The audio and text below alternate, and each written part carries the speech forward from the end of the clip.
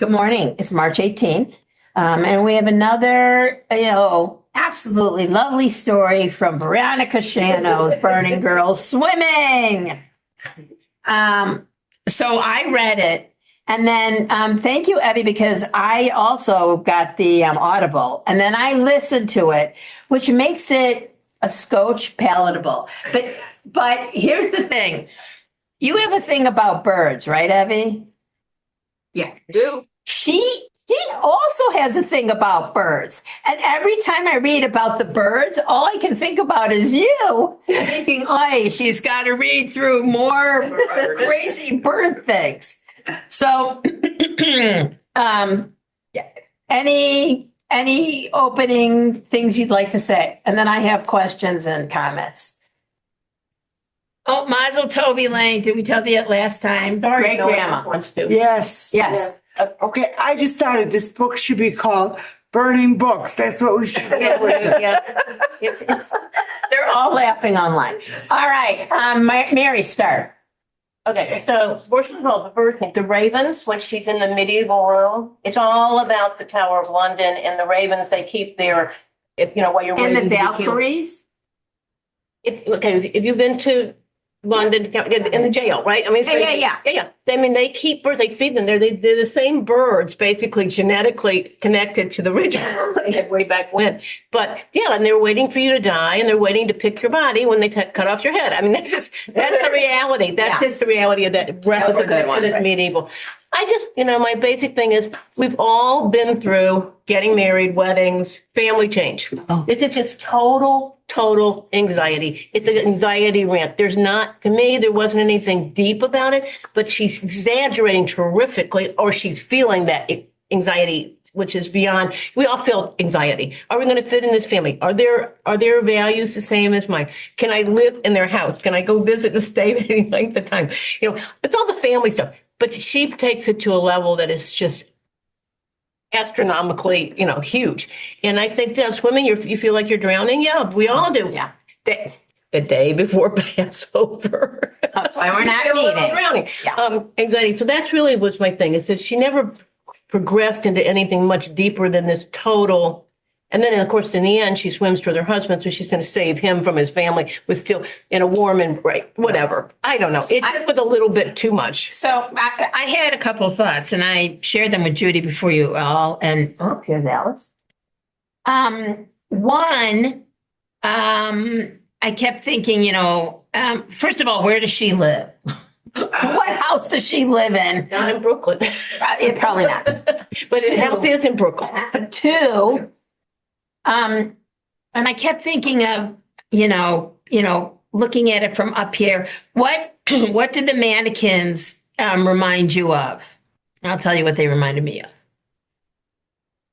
Stacked on one another, little tears. Holocaust. Yeah. And before the mannequins, I was thinking, the destruction. Is she talking about the Holocaust? Now, I know that our minds go to that. My mind goes to that pretty quickly. And I talked to, we had Jennifer Brown, who wrote The Whisper Sister, which was a great book. And it's set during Prohibition. And it ends when Prohibition ends. And I said, what's your next book? And I said, I really like this time period. And she said, if you write a book after the Holocaust, a Jewish book, you have to talk about the Holocaust.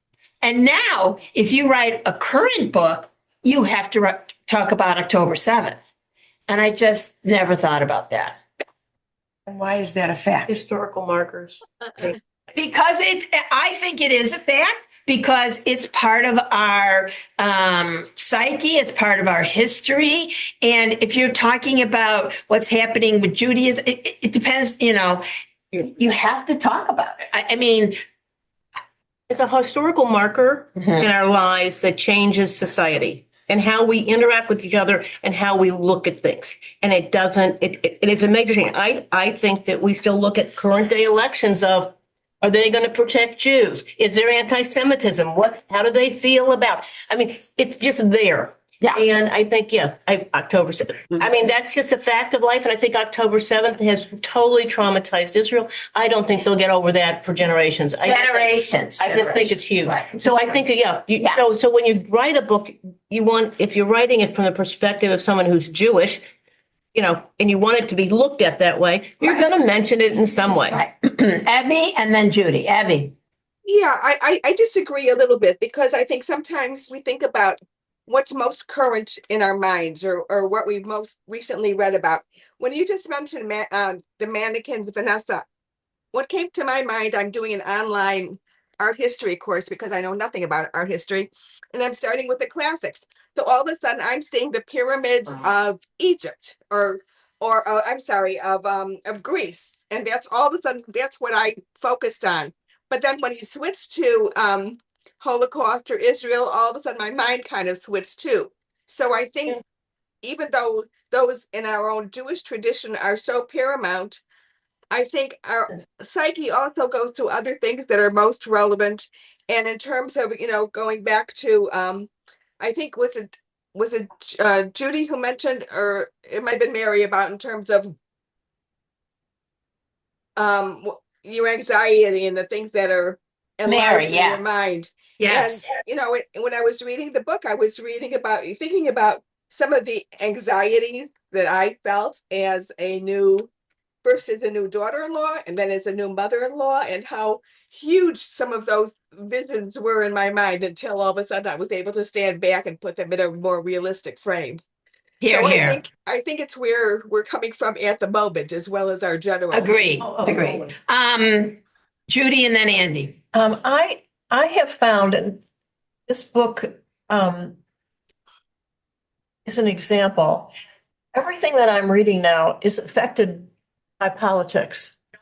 I can't seem to separate. I'm having a harder time. That goes to what I said. Yeah. And what Evie said. And so, for example, the house and how it grew reminded me of the White House. What's happening with There the you White go. House and I think that's brilliant. I never thought about it, and now I can't not think about it. Yeah, because as you read through this, it's like, oh my God, the destruction of one thing to make something better in another. It just, I cannot seem to read today without politics. Yeah. Andy and then Mary. I would say that in the sense that every time you read about a bad person, an empty person, an egotist. We just finished listening to D.C. Stevenson about the fire in the heartland, and you're thinking of You know who. Yeah. So, but I will say the mannequins made me think of stores when I was a little girl where they had the mannequins that weren't dressed yet. So, I did not even, that never would have occurred to me. And maybe I'm reading and listening to too much about the other side of things and why a victim mentality is really not healthy. No. And it's a choice. And I heard many years ago that the Judaism is not going to survive because we had a Holocaust. And look what's happening to young people. So I really reject.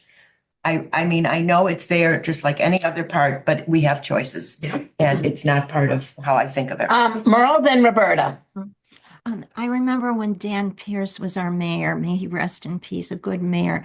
And he said one day, I don't have an edifice complex. I'm not going to build and build. We have enough buildings in Highland Park. And I thought if he were here now, what would he say as we get a huger library and more condominiums?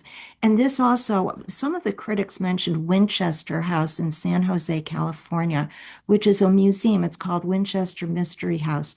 And it was built by the widow of the man who built the rifle company, Winchester. Oh, sure. Yeah. She was paranoid. She was a widow, and she was terrified that the spirits of the people who were killed by the Winchester rifles were going to come and kill her, the spirits. So she was told by somebody, if she keeps building a house and never stops building it, the spirits won't come and get her. because she was afraid she was going to die. That's So a creepy, Merle, you're right, creepy house. very creepy house, and it was built from 1886 to 1922. And Creepier. 160 rooms, 24,000 square feet, Oh my gosh. 40 bedrooms. And it's a place where people go now just to kind of have fun. The rooms are all, it's all labyrinthine, and you get to staircases that lead to nothing. So she It just reminds me of House on the Rock. Yes, which is really weird. she had a compulsion to keep building it because she thought she would die if she stopped building it. And I thought the girl, I mean, the bride, I mean, how many girls marry the man they love, even though they know they're going to have in-law problems in the future. They know, and they still marry the guy. So I thought it had a lot of realism to it, even though it was a fantasy story. I love that, Annie. Roberta, then Mary. Roberta, go ahead. I wish that I'd read it twice, but I keep thinking she has a message with each story, and the Holocaust are the outside of this house. So I think of it as history, and each floor or each event is a period in history that we need to discover or remember. So as you go through each room, it's not just about anxiety. What in history does it represent? Because the house is like a timeline, or it's like a dig. You know, each level reveals something about the past that we should know and learn. And those of us who are more learned in history might pick up more clues. But I would venture to say that it's about history, society, what we learn from each, what we take away. Here, here. Yeah, good. Another good comment. Mary, then Judy. Mary. Good. Yeah, each floor, yes, each floor had its theme. I mean, historically too, whatever. Right. The bumper. I didn't go back and look up every bird and try to figure out. I did that all through this book, and I thought this time, no way. I'm just going to read it, and that's it. And One of the ravens from the Tower of London. That's a good tie-in. yeah, but there were a lot of other ones. I'm sure that's one thing, but really digged, on each one. But the thing that struck me is, if you're not Jewish, if you're not, everybody has a different perspective when they read something. It's just consumption. What people are doing, they're tearing down buildings, they're building huge houses. I mean, and little mansions and mini mansions, and we got to be more and more and more and more. So it's a little bit about the consumption society, but the glitz. And she talks about them trying to be glitzy. The other thing I found interesting is that there's no roof. She never, and we all say, what we're looking for is to have a security, a roof over our heads. There is no roof over their heads because there is no security. And they make it a playground in a sort of the distraction from the reality of there's no roof over our heads. So I thought that was really kind of an interesting, now that's from my perspective. Yes. It's not based on let's look everything up and let's start digging in. It's just reaction. Judy. I had two personal experiences too. Two things where she talks about the evolution of a room. It's going to make a good nursery. It could be yes. university. Yes. Well, I moved 2 years ago, and rooms change. I'm going to give this one to this is going to be our office now because this one's gone. There's an evolution to your home and to your room. And I was upset that she brought up something that made sense to me. The other thing was the tiny tears. I had a tiny tears. I love my tiny tears. Don't bring up tiny tears to me in this book. So there were two things that really hit home from a totally different perspective. And I thought, how can she go to those things that mean so much, that made sense to me? Yeah. And she's making them not make sense to me. Roberta. I think While we associate the dead bodies with the Holocaust, there are so many other ethnic groups that have gone through ethnic cleansing and horrific examples of that. So I think that that interpretation can lend itself to more than the Jewish population. The second thing I want to say, when we were in India, all their houses were not finished because they had no roofs Interesting. per se, but they way that our guide explained it to us, it was for each future generation. So I think Put a roof? of To add a floor. Arabs do that as well. floor, it's another temple generation. Yeah. There is flexibility, I didn't there bother. is growth, She's absolutely there's right. never ending. She's So absolutely. when I first got in, then I'll get to Andy. When I first got into Jewish education, before I became an educator, there was a curriculum. And I can't tell you what was in it, but the title was great, To See the World Through Jewish Eyes.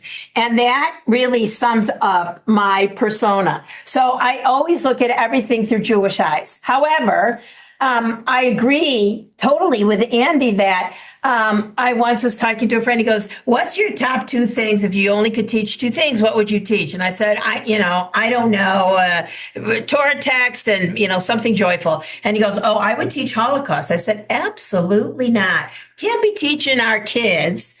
And in fact, I'm sure it's in our curriculum here. It's in curriculums all over, in every synagogue, but our kids learn it at school.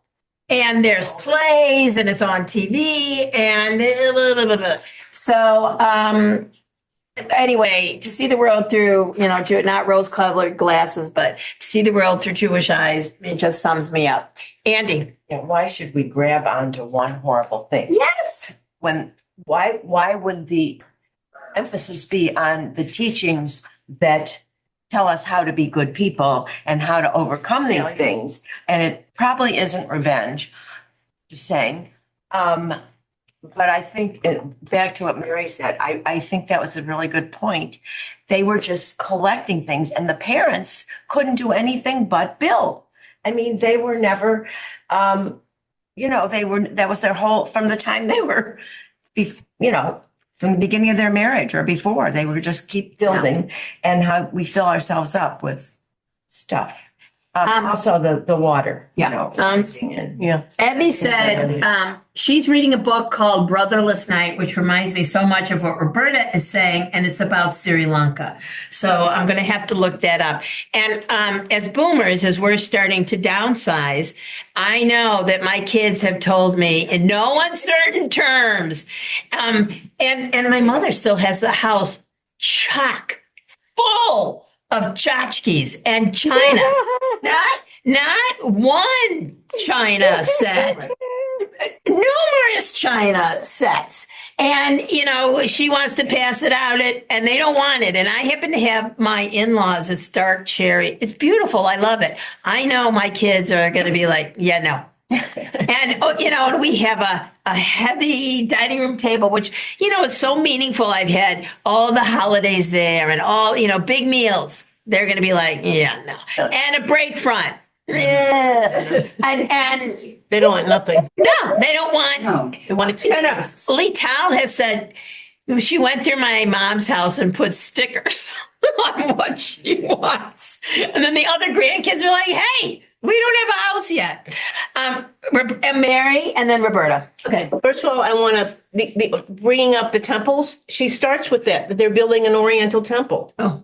She says, today, Adam's parents, first line, today's Adam's parents took us on a tour of their house, which is now larger and more ornate than the gaudiest of Oriental temples, dreamed up in the fervent imagination of barely repressed Victorian fantasies. So I love the fact you picked up on that because that was the first thing that struck me. I also thought what was really interesting is that the couple, the parents, first, the son grew up in the house, but the parents talk like crazy people. You can't even understand them unless they're talking to each other and they understand each other only. And, it's kind of like they live in their own universe and not in the world. And I kind of thought that was sort of interesting how she talks about how they talk. Well, that's also somebody coming into a new family. Well, no, the whole thing is really based on that. But I thought, this is exactly, but a lot of people do that anyway. Yeah. They live in their own bubbles and they don't realize their language and the impact of it to other people if they understand them. And I think in a multicultural world, it's really important not just to speak your language, but to be aware of the world. Yeah. And so anyway. Roberta, then Merle. Forgot the first part. Karen. I'm going to say, but I do want to address Vanessa. I think it is important to teach the Holocaust because you don't always have to look at it negatively. I think by teaching the positive and all the Jewish values that come of it, that's just the springboard to it. That's how you started, but that's not how you end up your journey. I hear what you're saying, but if our kids don't know what a Jewish value is, that they're called midot, that they don't know what's in the Torah, they don't know what's in our Bible. But I think that's the way it's a building block. Exactly.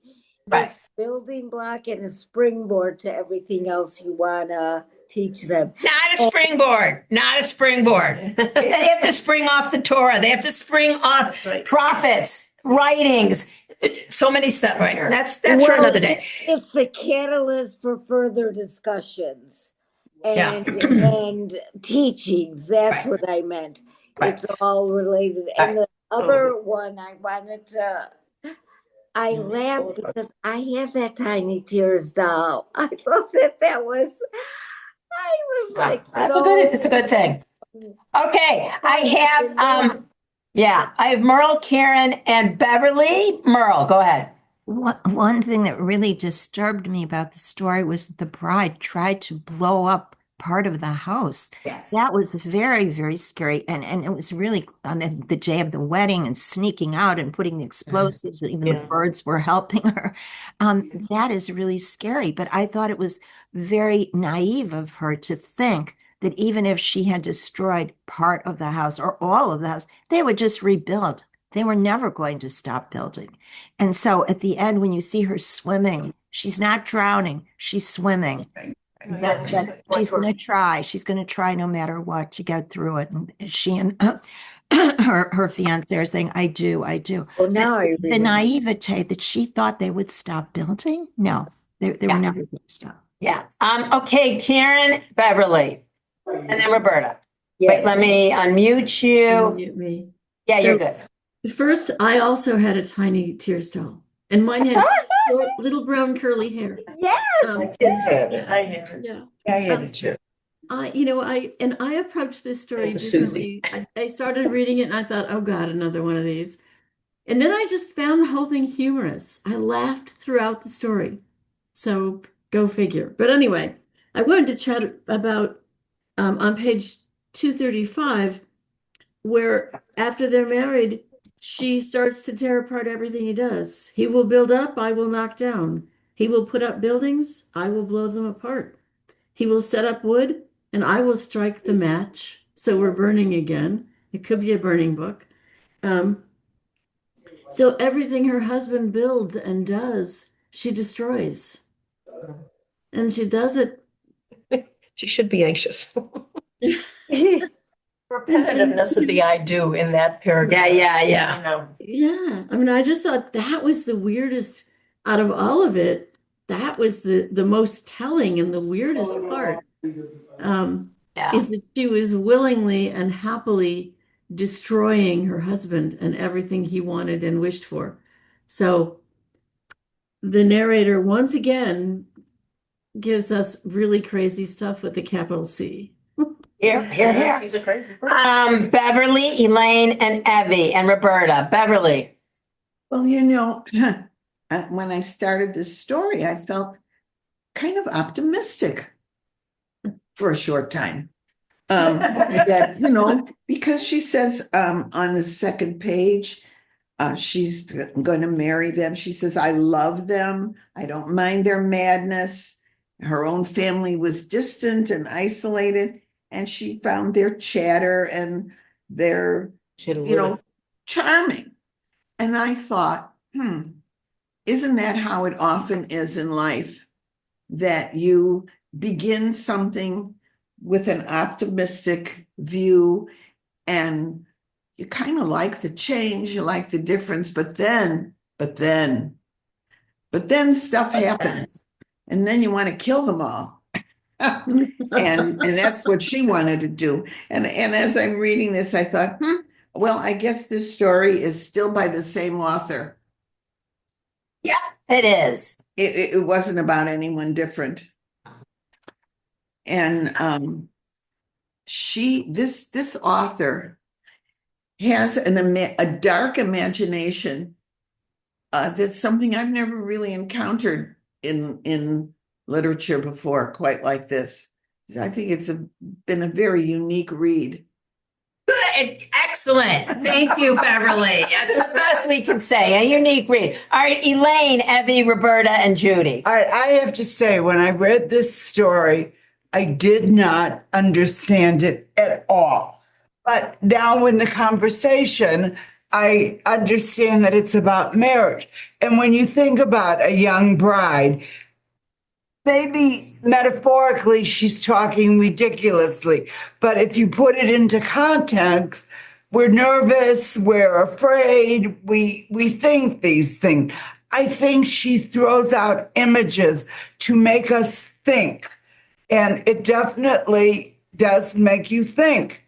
And I think everyone has a different take when, because we've all been married a long time and it's been quite a few years since we've been new bride.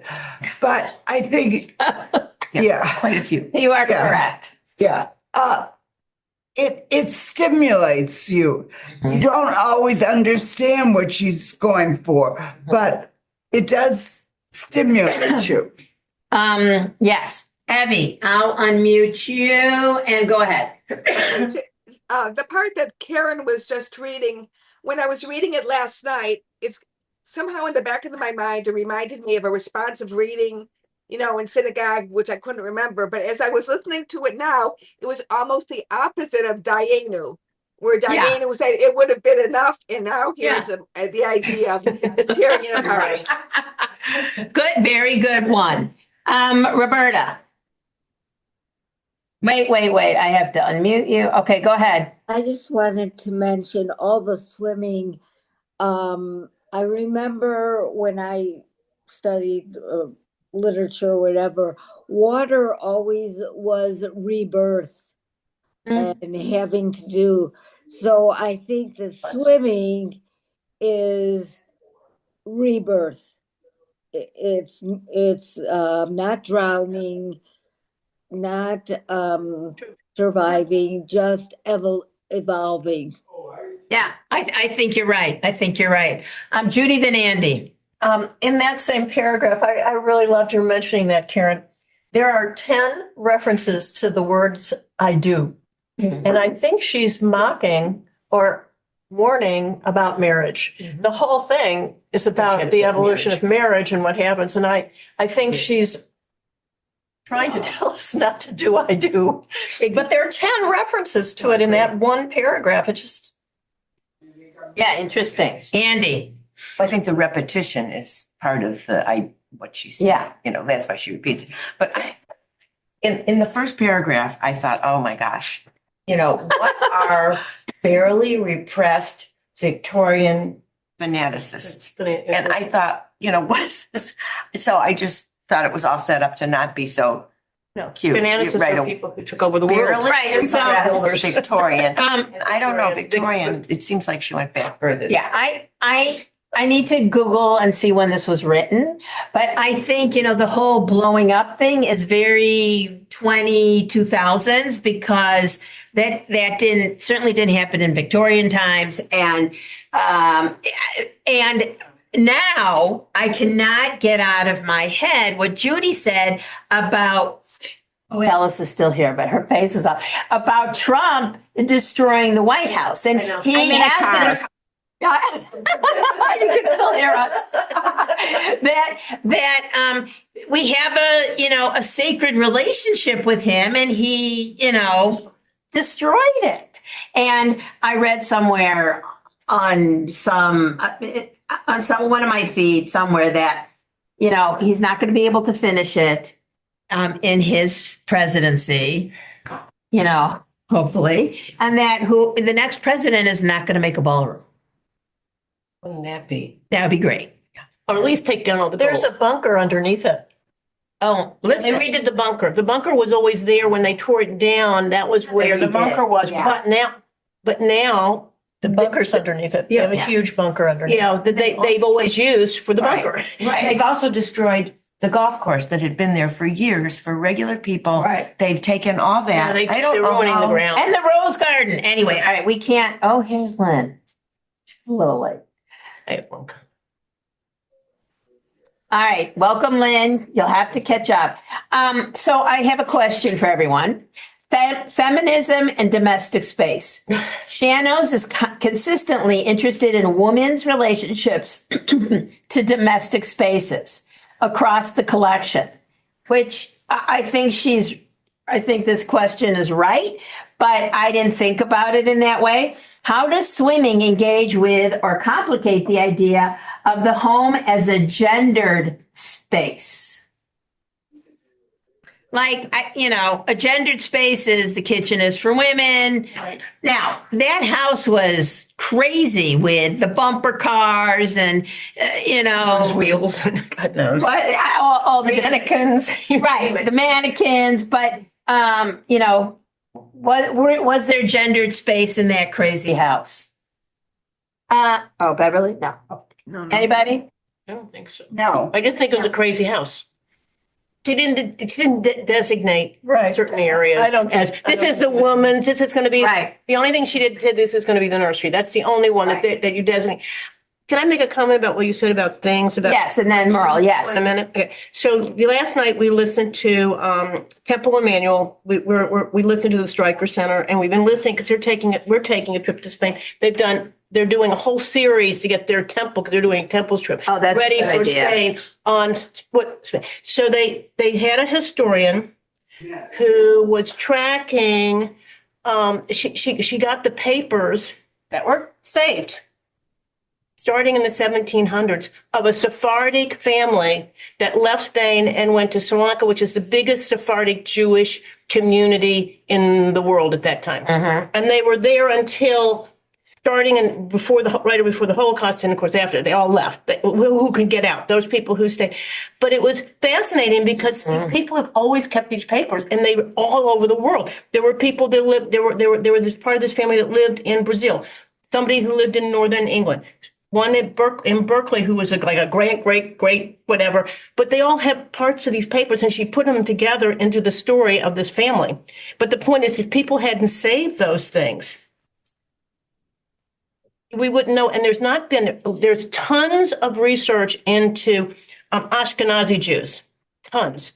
I mean, there's lots of documents. There's all sorts of Sephardic, not Sephardic. Yeah. No one's actually been interested in it particularly. So no one's really delved into it. Yeah. So there's probably a lot more there. But it was fascinating with the idea of keeping your papers, anything, I mean, all sorts of types of papers. It wasn't even hair. I mean, they listen, all sorts of stuff. Letters. It looks like this SAVE Act is not going to pass through the Senate or the House, thank God. But there was a senator on TV last night saying, I don't have my birth certificate. And I was like, yeah, you don't. Exactly. Anyway, all right. I will tell you that it was written in May of 2006. Swimming was written in May of 2006. All right.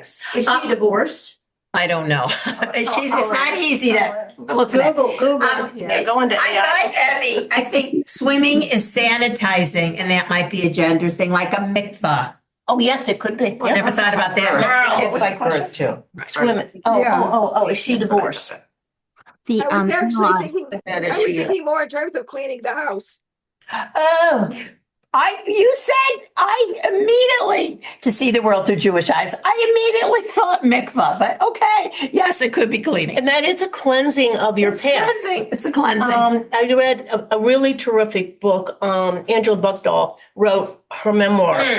And it is fascinating because it talks about Jewish values. It goes back to stuff I don't know about the Bible. I mean, it's really Yeah, we're interesting. going to read that next year. It's a phenomenal book. Great book. But she talks about accepting doing a mikvah. She was raised in a Jewish family. Mother was not. Her mother never converted. So when she married her Jewish husband, she did a mikvah, and that she didn't resent it.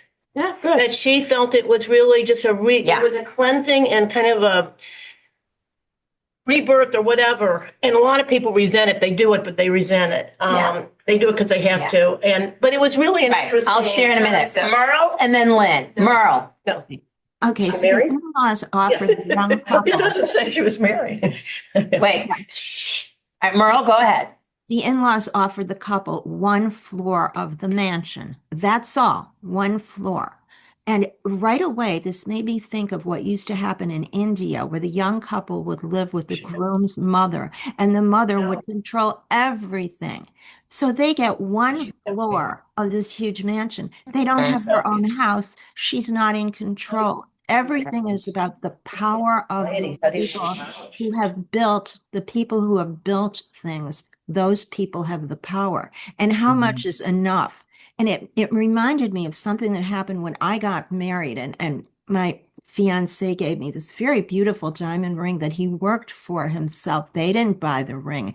And when my future mother-in-law saw it, she said, "Oh, maybe someday I'll get you something bigger." And it wasn't small either. Yeah. So it's like your perspective. What is your perspective and what is enough? But I felt that one floor of that house, that was not enough for the young couple. They should have their own place. And it was all about power and control. Here. Lynn, welcome. Thank you. Sorry, I was having back problems, so I went to urgent care this morning. So Oh, dear. Are you I'm okay? back. Yeah, Are you okay? I'm fine. Yeah, I'm fine. Swimming in various books, movies is really for me a metaphor for survival. It is the body has freedom to swim wherever it wants. You have control of your own body. You can float without help. And I think that at the end, I am swimming. Every end of her stories, she's empowered a little bit more each time. And I don't know what you guys have discussed, but these floors of the floors of these houses are also so metaphorical. And to me, the mannequin, that section for me was the most telling of what she's been fighting against. She's been fighting against being plastic. Interesting. So as we say, al regel echad, on one leg. I have to show you this because this is amazing. Merle brought up the Winchester house in California, which is super creepy and reminded her of whatever's happening in that house. I said the mannequins are like the Holocaust, and Judy said that tearing down the house was like what Trump's doing to the White House. Okay. Okay, now Judy, take it away. We talked about the fact that she mentioned I do 10 times on page 235, and she mentions it 5 times on 236. She's not married. Oh, well, look, we don't know that. No, she just Googled. Yeah, She could be taking that down and curating that herself. Oh, okay. Like you can't, that's where I would say you can't believe everything on the internet. Okay. And I think some people, did you find it on Wikipedia or unless it's on her website that she wrote, look, she may not be, she may be, I don't know. And she may be, trying to really, what's the word? Hold tight to that information. And you can see, because I look at Wikipedia, how old is this celebrity? How old is that celebrity? And the first thing that I look at is personal life. you know, Mhm. and sometimes they don't have that because they've taken it down because you can curate that. Well, fast people search, which is ridiculous. Yeah. Public records do not indicate that April Schanoes Oh. is currently married. Okay. So I don't know that. That could be. That could be. Andy. Well, maybe all the I do's were from Adam. Mm. And because the last thing she does is, we've already talked about the swimming, but swimming is not drowning. That's what I thought of. So Yes. she has come out on top, and maybe that was, she just never got it. I also wonder if Adam's name, the first man is Adam, like, is that, and do we know her name in this? No, of course not. So, yeah. We've talked about the house as a character. Oh, here's a good one. Protection versus suffocation. One reading of swimming is that a house can simultaneously shelter and overwhelm its inhabitants. How does the story illustrate the tension between a home as a place of safety and a place of entrapment? And I think that's a good question after COVID. Elaine. She definitely felt entrapped, and she definitely saw the house as closing in on her and trapping her. And then that's one of the reasons why she wanted to destroy it, to get free of the house, supposedly.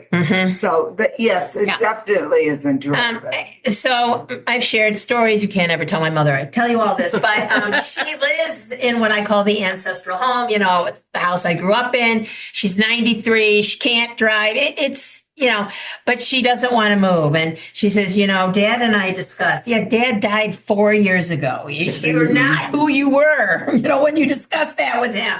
And but she does not want to move. And I think she knows that, I said, what about the V? Which is around here. She goes, too Jewish. And then she's Jewish. And then I'll say she's in Crystal Lake, she'll say, somewhere in Barrington. Yeah, too goyish. So anyway, she's probably, never going to move out of there, but it's interesting how she views it. You know what I mean? And she can only leave when, we send a driver, or she has help only twice a week because she doesn't need it 3 times a week. Anyway, you can see that I'm a little bitter. It's a very hard road. What? It's a very hard road for both sides. It's not easy for either. Right. Yes. Lynn and then Elaine. Lynn. I think in every story, she feels trapped by something. They're either trapped by doors or trapped by people or whatever. And at the end of every story, she comes out of it in some way, like stripping off her clothes or stripping off her snake skin or Coming out of the learning how to learning how to float. And also the I do part really threw me off, and I read it again, and I think she's trying to learn how to accommodate to someone else in her life. I mean, I think she's not loving being feeling trapped or her relationship with people. We've talked about this so much, this mental state of hers. Geez, I hope it's not the author, really. I hope this is an imaginary person she's living through. But No. we don't know. We don't know. We just Well, don't you know what? You can't. People write from their feelings. Yeah. And these are her feelings. These are not somebody else's. She's making up. But she has to have veracity. She has to have But she authenticity. teaches fairy tales. That's her thing. Yeah, but she does it through fairy tales. But I think those are her internal feelings. Now, what she does with them, who knows? Is she married? Not married? Does she have children? Yeah. Does she, does she not have a house? Does she have a house? Does she, you don't know her life at all. Right. But her feelings, we certainly know from story to story to story. She's been very clear. Elaine and then Andy. Elaine. Okay. Number one, I think a house is your sanctuary. And when you are young and are forced to move in with in-laws, it ruins the first part of your marriage. Okay, that's number one. Did you have to move in with David? No, we moved into my husband's dead mother's apartment, which I won't even go in, was a nightmare, okay? But my husband would never have moved out of his house. He was staying with your mother in his house, okay? And I think we, as this group does their own interpretations of every story, I think it opens up our thinking.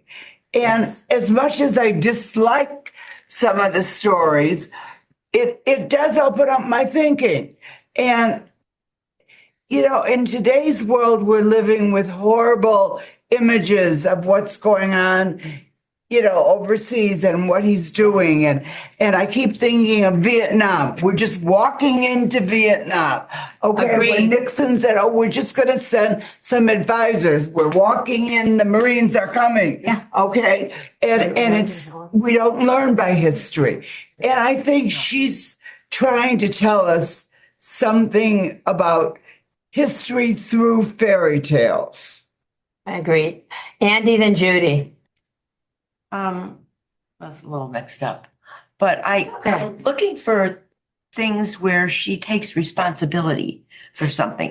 She's always, Never. this happened. Well, she did try to change things by setting the house on fire, just parts of it. And I mean, what a stupid way of doing, I don't care by any I standards. have a question about that now. By any standards, but then in the end, she survives. And I can't, so all the other ways I guess I feel sorry for someone who, in every story, who has so little, bases their choices on such extreme, but is that because it's, Fairy tale. realism, fairy tale realism, but. Judy, then Alice. I think the problem that your mother is having and that my husband had when I wanted to move out of our house is generational.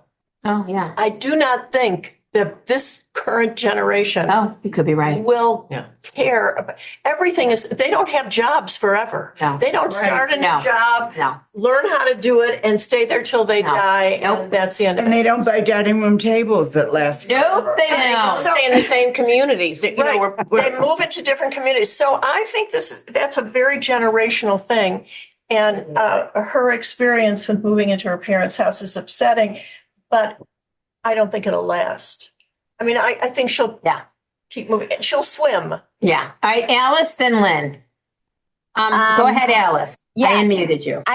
I'm in a car, so okay, far away. Anyways, no, I'm in Sarasota. Okay. Yeah, but this is what I want to say. No, I don't know. I came on a little bit late, but I don't know if anybody mentioned. Of course, my name is Alice, so I guess I was attuned to it. Alice in But Wonderland. she gets stuck. She gets stuck in this room, and it just reminded me In the of model. Alice in Wonderland. Remember when she gets Yes. too big?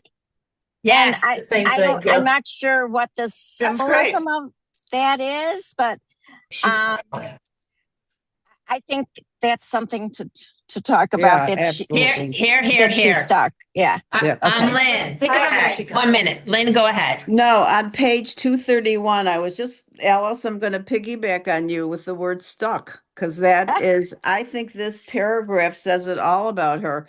My feeling about the stories, in addition to her own personal dilemma, is societal dilemma of consumerism, conspicuous consumption, false values. I mean, I think she comes attacking all of that.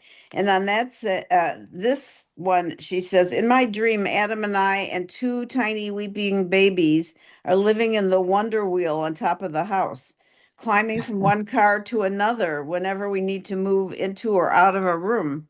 The babies love it, swinging from one steel bar to the next with the greatest of ease, like little orangutans. But I slip and lose my grip and then my balance. She's been talking about that in every story, how she's lost her balance. And then I plummet, falling down and down and down until I stick. There's your Alice in Wonderland. Yeah. I try to sit up, but can't move. I'm glued down, and I only realize where I am when I see Adam's parents lowering a mannequin smeared with crazy glue down to me. I try to yell, but my mouth doesn't open because it's made of plastic. So I can't prevent them from gluing me into the wall of mannequins. And this mannequin symbol, I think, is beautiful in the sense of what women have become under all this commercialism. Yeah. Not having allowed to express their feelings.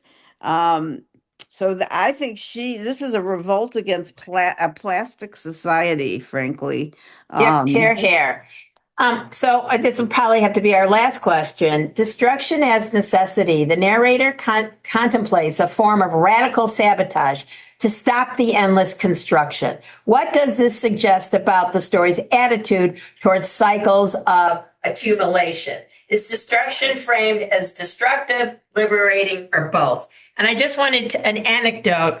At Lakeside, we had a prairie, and every 7 years we had to literally burn it down and then reseed it. And the year after we did that was gorgeous. All the flowers, everything. So I hadn't thought about that until today, but I think there's something in destruction as destructive, liberating, or both. Thoughts, Elaine? It's definitely liberating. Definitely. I mean, she's looking for a way out. She's looking to swim to freedom, if you want to call it. And Lynn is absolutely right. It is a statement against consumers and what women are forced to be. And it's she's saying all of these things in a very roundabout way that sometimes I don't really get until I come here. Mary. She wants to burn down the house, but she doesn't want to burn it down completely. It's almost how people today, it brings back to, you talk about political violence. Well, we're gonna do this, but not this, and there's a line drawn, and it's okay to do this, or it's not. When there's violence. Yeah. And it's naive to think you can contain it. And maybe that's in the end why she swims and she doesn't actually do it. You don't get the sense she actually blows up the house, but it's a comment on how we view the world, that we can be violent for a means, for an end. That's okay up to a point. So one last comment. Swimming stands somewhat apart from the more explicitly historical or fairy tale rooted stories in Burning Girls. Does it still connect to the collection's larger concerns of obsession, cycles of harm? I forgot she did the cutting. The weight of inheritance. Oh, that's a good one. And the struggle to escape or endure. Escape what? Or endure. Or endure. Escape or endure. So, and I do think she's young. I can show you her picture again. That generation definitely grapples with escape or endure. My daughter is so minimalist, and I can't buy too many clothes or too many toys or whatever. Judy. Thank you, Alice. I wanted to find a fairy tale, and you did it. I didn't notice that part of it. Yeah. Thank you. Yay, Alice. Okay. Just a reminder, Tax Day, April 15th is when we meet again. The next story is Lily Glass, and I haven't read through all of it, but I think it's a little bit more palatable. And the birds, and I am praying somebody remembers. Remember in Spilt Milk that she had this thing when she was going to go to the debutante thing and the dead birds would fall down? Was that in Spilt Milk? No. Was it in this? No, I don't remember. I remember that. I think. You remember that, girl? I think. Yes, there was a point. Yes. Is there a debutante thing in here? I don't think so. I have to find where that was. And I'm telling you, it was Spilt Milk because she didn't do it. Right. Anyway. All right. I'll find it. Roberta, yeah? Debutante stuff. I had to say, I looked at the jacket of the book, and obviously there's a girl that's on fire, but she's carrying a very thin red thread. And Yeah. I think that the red thread might be whatever she's carrying from the generation before. Here, here, here, here. Continuity. One more announcement. This Sunday, we have the Sarnoff Center, the Elaine and Norton Sarnoff Center, and they're going to come. It's Babka and Braka, BRCA, talking to us about Jewish genetic diseases, plus lax and bagels, plus orange juice, and it's a 9:30. If I don't have orange juice, there's a couple people who are on my back. 9:30. Blocks and Bagels, Not 10 o'clock ready. program. And we were talking in the office. Yeah, I know. We were talking in the office about, feeding people, blah, blah, blah, blah. And I said, listen, on Sunday morning, if the speaker didn't come, but if the Blocks and Bagels don't come, I'd have a riot. You would. So, Lynn, I think you're still not, are you here? Lynn? Yeah. Are you in Chicago? No, I'm not here. Okay. I mean, all right. I'm here, but not there. Okay. So Good answer. putting that in the book. So it's online and in person, and I've heard the speaker before. He's really good. So thank you, everyone. Hag Sameach. Evie, yeah. Yeah. Well, do you know, will Elaine Sarnoff be there? Oh, I don't think so. Oh, that's why I thought you said that. I was confused. No. It's the name. Okay. I've sent out things, and they want me to say the name every time I talk about the Sarnoff Center. Yeah. Okay. I didn't know she was still alive. I just have to share. She was my roommate when my son David was born in the hospital. Okay. All right. So that's why I was trying to do the math, and I thought, I don't know. Sprincy. Yeah. All right. Vanessa. Yes. Is there any chance to get this author tuned into us for a brief I'll time? I'll ask. I mean, I'll try to. She didn't come through the. We can't psychoanalyze her, people. She didn't come through the Jewish Book Council, so I'm going to have to track her down. But I'll put that on my to-do list. That would be a real interesting. Interesting coup. A coup. Yeah. Now the interesting thing is when I have to show everybody this. When I Google her, what comes up is all of our short story stuff. Oh.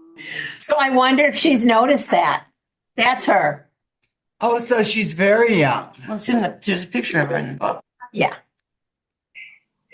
Anyway, okay. I got to go to Hebrew. Good to see everyone. Hag Sameach. Have a great Passover. Yum.